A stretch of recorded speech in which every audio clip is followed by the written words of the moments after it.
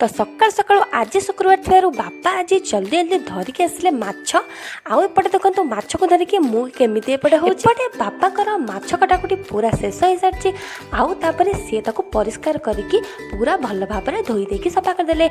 एपटे भी आमर आज चिकेन भी आसी जाइए मो फेवरेट चिकेन।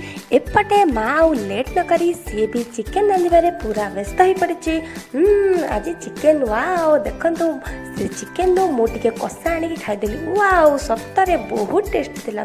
माँ हाथ सतरे बहुत टेस्टी।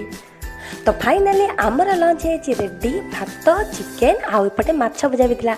लंच सारिकी 4टा बेले माँ कहला काली जो आनीलु मक्का से किसी बड़ी जाइए कौन करूँ ना ताकू गरम पानी रे टिके पकईदेबू आते लुण देदेबू मुझे से करदेली। तापर रेडी हो गला आमर मक्का सिझा बहुत टेस्टी थिला सतरे बहुत टेस्टी मक्का सिझा।